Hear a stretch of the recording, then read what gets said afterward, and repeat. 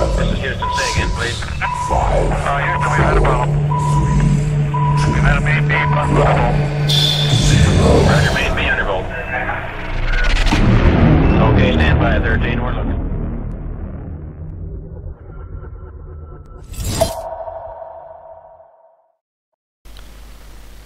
Welcome back to one more round of faked or misunderstood images. Today we have Chris Maroney with us, we have Martina Grady, we have Will Farrar, we have Billy Carson, we have Neville Thompson and myself, Thomas Mikey. We are gonna talk about faked or misunderstood images, and Billy Carson is the one today that has uploaded a picture for us to talk about. Billy, please tell us about this picture.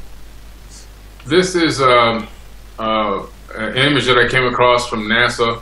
I got it directly from the NASA page. I'm not exactly familiar which sol this is, to be honest with you. I've got the JPEG number that I use. It's in the caption of the image, which you can, I'm sure you'll post it. It's an amazing image because there's a lot of stuff in it. I sent a screenshot of it to Martine the other day to just take a look at it, and it's just loaded with a lot of things. The first image that we're looking at is untouched, completely untouched, just what I got from NASA's website. More recently, I've been trying to get a mixture of some Gigapan and some from NASA. And this image, it looks like a lot of rocks. If you just take a quick look at it, as with most images from NASA, it looks like just a lot of rocks. When you really take a good look, especially if you let your eyes settle in, you start to begin to see some shapes and some things that appear like they shouldn't be there, and you start to realize that this is just a multi-layered image. I know that what they're doing is stacking these images, and they slightly stack them, I guess, a little off-centered. So one may be, the first image may be there, then the second image may be slightly off to the, I don't know how many microns to the left. Another one may be slightly a few microns off to the right, and so forth and so on, and you get this blur, and then you get this haze, and then whatever CGI tool they use to turn this all into one big giant rock or cliffside or mountainside or whatever you want to call it, it's just ridiculous. So what I've done is, if you go to the enhanced image, some of the lines that are really dark is just because the burn tool went in there. Those lines are there. You can go back and actually go to the unenhanced image and match up every single line for line. A lot of the areas that are cleaned out is just burned away. Matter of fact, I ruined the image 3 times. I burnt it out so much that there was nothing left in certain areas. So I had to go back, and luckily I keep saving layers. But when you just take the burn tool and go in and start burning away, you start to realize underneath that there's a whole, I don't know what to call this, a city, a hamlet. I don't know what to call it. I just call them artificial structures. There's something there that's not rocks. And the majority of what's there isn't a rock. Actually, I was looking to see if I can find a rock in this image, in this small crop that I took out of a big panorama. Everything in here is, in my personal opinion, completely artificial. And what NASA has done is they've taken this layering technique and to blur it, and then they've taken the filter to add the color, and then they've used some type of a software. They probably run this through almost like a Gigapan software, where you input the images and then they come out on the other end completely altered, or this all the areas that have depth filled in with some type of rock mimicking software. That's what I think it is.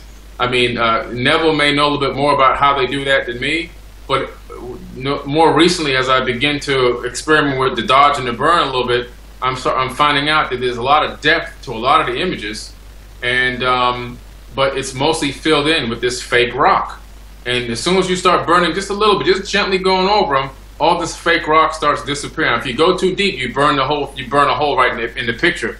You're actually taking more data away from the image, because they've added some with this fake rock. You're taking more data away from the image, so and you're going over the areas that give I went over the areas that gave depth perception or outlined certain geometric shapes. Is what I did with the burn tool. That's all I used, and the colors themselves were already there. But it's just amazing what this technology is, and I'd like to know more about what it is that they're using to put this fake rock on top of everything, because they fill in all the empty areas and all the spaces with this fake material that's really not there. It's amazing how to do it. So I don't know if anybody has any idea of how they do it or what they're doing, but please feel free to to explain it to me. It's a really great one, Billy. Chris, you are first in line to give us your opinion about this image. What's your thought on it? Well, he's pretty much spot on. I mean, it's you got your original photo, and they've got numerous layers. Now, picture this second layer is or the first copy, I should say, of this original. They will take that, and it's identical to the original, and they'll just fudge out whatever they want. They can put rocks over it, anything they want. Let's say there's something on the very right of that photo, and I don't know, we're going to just use a joke. We're going to have it as a joke. Let's say it's a cell phone laying on a rock. Well, what do they do with it? They can literally put what looks like a rock, or like a canvas, if you will, over that, and now that second layer will just lay on top of the original. Therefore, it's blurred out. So now, when you use the burn tool, you're burning through that first copy, getting down to the actual original photo. And that's what people need to start doing, because you can do it very lightly with the burn tool. Just go over these flat rocks. Just go real lightly over it, and you'll start to see shapes and stuff start to pop out of nowhere. It's like you're not adding the shape, you're not adding the lines. They're clearly there, but you're burning through the layer, and that's what people need to do. But you're right. You can't go too far in these things, because you'll burn the hell out of it. You'll burn right through it, right through the original and all. So I've done it. I think everybody's guilty of that at some point. So I'm no special than that. I've done it myself. But you hone your techniques, and I think you'll figure it out. And what I see is, now I don't know how big this area is. Do you have any idea, or? I really don't. No, it's a pretty big panorama. I'll put the link to it in the links on the in the Facebook. I'll put it in Skype also. But I'm not really sure how big the area is. Okay, I got it right now as far as the photo. I just don't know exactly where it's at. But regardless, I mean, here's the thing. I mean, again, when you start going through this, you'll start to see. Here's the thing. I've seen flat rocks where you just go over it lightly, and all of a sudden, like I said, you'll start to see these weird squares and lines and everything else coming out of it, and you're just going, how is it possible that this is popping out if this is the original photo? Right. It doesn't make sense. So you'll start bringing out, and you'll get rid of all of the crud, if you will, that's over on that second layer, that first copy, rather, and you burn through it, and then you're exposing the other photo. But you just got to be very careful. Just bring the lines out, get rid of the color if you can, because the color is very distracting. I've seen things like, if you took a ruler, like a standard ruler, they'll have like a ruler, half of it will be dark, and the other half is light. It throws you off. You're thinking, okay, it's only a little piece this big. No, it's not. It's this big. Look at that weird-looking diamond-shaped thing that's in the middle of that photo on the original photo, and just you can see that round circle thing just above it. Well, there's some kind of weird-looking sideway S kind of thing. It goes on the top of it, and it goes up and over the top of that flat rock, and guess what? It looks like there's another rock that's going through that too. I mean, how do these lines intersect, and how can you see them through each other? Right. It just doesn't make sense. So they're overlaying these things, and you got to burn through that garbage in order to get what's really there. So, Martina? Yes, I mean, it's a great one, Billy. I loved it when I saw it. You're probably a lot braver than I am with the burnishing tool. I tend to probably work much more lightly, but you've brought those colours out. They are there, the colours. It's extraordinary. And it's quite true. There are areas that just will not accept the burnishing tool. I've noticed that. And it's so easy to overdo an area. You know when you've done it. You've just lost it. And I keep several no details, no nothing. Just burn right through. But, I mean, I pretty much gave up on the contrast, and I do use the brightening tool, because sometimes I get tempted to work on a shadowed area, a dark area. I don't know if you remember Rami's boat, with the character I called Moses in it. I was astonished, because I saw this dark area in front of the figure, and I thought, I'm going to look into that. I want to see if there's anything hidden there. Heavens above, there it was. There was another figure standing in front of him, and it came shadowy areas with a lightning tool as well. Surprising what they hide, just by putting a black area over it. But I don't know about you guys, but there's more and more of these areas where they're becoming almost like a junkyard. You know, it's a very untidy place, I think. Yeah. Mars, Yes. you know? It really is. It is. It's just sort of heaps of metal and structures and that are all. It's just a mess. It just surprises me. But no, it's a nice job, Billy, and you brought some lovely colours up from underneath as well. Very well done. Will Farrar, what's your thoughts on this? That's a nice picture. It's just like most mass cam pictures nowadays. They've got the blurriness to them as usual. I think the layering. Now, sometimes I'm wondering how the actual rover takes these shots, because if you go to the earlier images in the database, you can find each shot has about 5 or 6 different takes. If you go to the analyst notebook, and if you go to the actual the Malin Space Science Systems website, it talks about the Mastcam. It says it can acquire video at 780p. So I'm wondering if they're actually using video clips for some of these pictures sometimes, and some of the blur stacks it up. It's getting to be. I wonder about that, because I mean, I had not seen one video come back. Chris and I were talking about this the other day. I have not seen one video, and you think that would be something that they're using. So that's something I'm going to look into a little bit more. Like, is it like our cell phones that have 2 modes where you flip from video to picture, or not? But this will be interesting to see in the actual the database where you can download the .image file. It's like the .img. And see, but all these areas now, it's just like we call it. It's funny you call it junkyard. We call it Uncle Jake's junkyard. My buddy from Paris was on one of my things and called it that one day. Just to destroy the place. It's pretty sad if you actually think about what the devastation I think we're looking at on this whole planet. It looks destroyed to me. But yeah, it's a beautiful picture. I was looking at this one all day. I had it on my computer screen over here, and especially when you're looking at it on the feed as it goes down, when they're both next to each other, it looks real cool. You can just see, wow, it's more and more evidence leading towards it. But I don't know what I would category this. Same one as always, real, manipulated, layered up manipulation. It's a great photo though. Yes. Great photo. Thank you. Neville Thompson, what's your thoughts on this? Yeah, it's a layered image. It's been laid with other rocks over the top of buildings and stuff like that. When I was making the pan and I looked at it, I was thinking, my God, these are absolutely crap. Like, you know, from the quality we used to get to the quality we're getting now, it's like, what the hell's going on? Like, you know what I mean? Because they are getting worse, like, you know, really worse. That is to be expected. It's been up there about 3 years. The Mastcams don't have a cover on them like the Mollycam does. Mollycam still sends back pretty pristine pictures, but it's gotten so bad. It's like dust. Yeah, you don't see the dust in the actual camera. I'm wondering something though.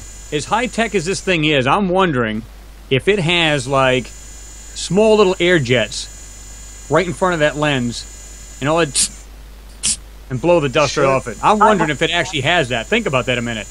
They probably anticipated that, and probably have this little canister, a little tiny air pump, and just, you know, it builds up air, and then when they need to blow off the dust off it, it wouldn't surprise me if they had 2 little air jets right on the side of these cameras just to blow the dust off, because you're right. They don't have any way to clean it off other than the Molly. I mean, so they gotta. I've noticed when the camera's been pointing a certain way and the sun's been on either the left or the right hand side, and the sun, when on a normal lens here, if you've got dust on your lens and you've got light coming from one side, you can see the dust because it catches the side of it. Now I've seen images where that's happened and you can't see the dust on it, you know, but here on Earth we would just wipe it off, you know, but they can't there, you know. They should have equipped it with another little arm that came out with a duster and clean the lenses, like, you know. But, well, like I said, they could be more high tech about it. They could just be more high tech and just blow the windshield wiper. But that's a great idea, Chris. I mean, you would have thought if if we're going to send campers to Mars, we're going to have some way of cleaning the dust off the lenses, you know? Have to, Well, that's really, why you I'm know? saying that's what makes sense to me. I think they have some kind of little, airline that can blow these things off just quick, and it's off. I mean, because there's pictures, like he said, he's absolutely right. I've seen those where a certain way the sun comes in, you can see that little bit of dust or dirt on the screen, but yet you don't see it in other photos. It's like, wouldn't it still be there? I mean, so if it's not there, something's wiping it off, so something's blowing it off. One of the two. Yeah. Yeah. Maybe a heavy windstorm. Who knows? Good point. Good point. No, but I think it's 1112 pan. Yes. It's a 360 pan, and you can see parts of it are clear. You know, the parts that are closest to you and like a halfway are clear, but the stuff in the background, they've totally blurred it out. They've totally covered it over. You know, it's just another way of hiding. It's a quick way, really, because they're not really making it good, really. You know, because the images that are coming back are bad, like, you know. I mean, I've noticed these past Maybe few there's more to hide? Do you think there's more to hide? Oh yes. Well, they're getting closer. They're getting closer to where all the stuff is, aren't they? So they're going to hide it, and they're not really worried about what the images are going to look like.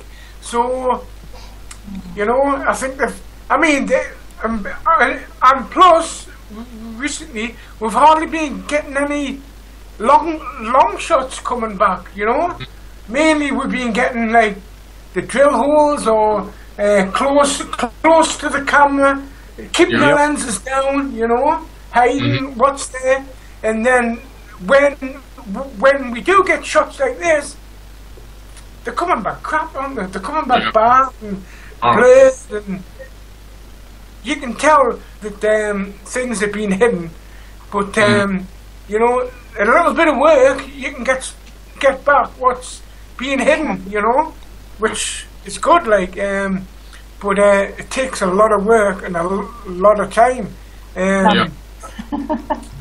That's why it does. It really does. That's why I've just concentrated on making the pans, because trying to bring stuff out is like, oh bloody hell, no, not again. You know? It's like pulling teeth, yeah.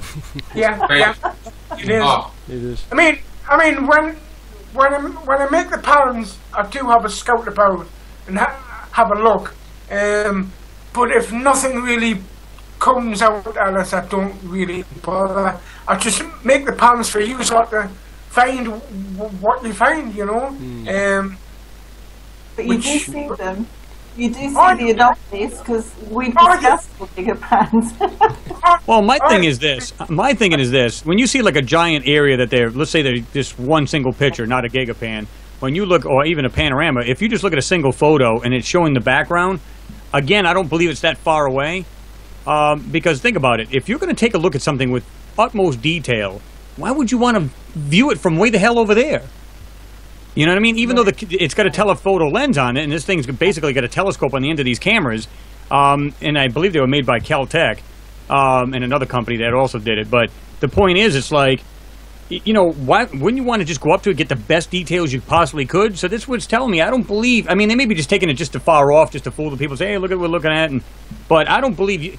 I always do the whole photo. I don't do like small pieces. I always do the whole thing, because I have a feeling most of the time that whatever's in that background is going to be quite large. It's not going to be small at all. And you're going to see these 1 or 2 or 4 of these things just laying around, and you're just going to go, so, and if you bring it out, you're just going to go, what is that, and why is it in this photo? You're not looking at a micro area, you're looking at the whole picture as a whole, and I mean, and again, because there's no scaling, there's no way of knowing. No. True. I mean, the program that I've got, it gives you, actually gives you the scale, and it gives you like a meter grid on the floor, and it goes back to about 30 to 40 meters or something, but that's as far as you can go, you know. You can't go any further back. when I go past the 30-meter mark, I normally go to the high-res shots, like, you know, just to figure out where the rover is and the distant things are from the rover and stuff, you know. But I just do, I work off both. I don't work off just like the ground shots. I find it good because sometimes the rover moves in strange ways, and you think, wait, why is it moving there? Because it's moving down something, you know. Oh yeah, absolutely. And you know, a lot of times, like I said, I believe the scaling is off a lot of times because Peter and I actually looked at one photo, had a crater area, and they gave a scale. And he says, how big do you think that rock is over there? I said, well, according to the scale, it's 4 inches. But now keep in mind, it looks rather large, and it's a weight, and you can judge because it shows the rover, the front of it. And I'm going, you can look at this thing, and I said, no, this thing's at least 3 to 4 feet in diameter. But according to the scale, it's about 4 or 5 inches. Right. No, it just doesn't make sense. When you look at it, you go, wait, if I'm looking at it from this point of view, and it's about 15 feet away, and the rocket looks pretty large, it's not 4 or 5 inches. Yep. It's not. So their scaling likes to screw with people too, and they're just not. They're not honest about that stuff at all. You'd like to believe it is, and some of them are. You can actually look at some of these photos and go, yeah, it kind of does look like it'd be around that size. And then some of them, forget it. Yeah, they're way off. Way off. That was Billy's picture. Are there any one of you who want to add something? Nope, we're good. No. No. As usual, you can find the pictures and the link to the pictures on the UFAH page on Facebook and on marsmoonspace.com. Yeah. Until we see us again, take care. Bye. Bye.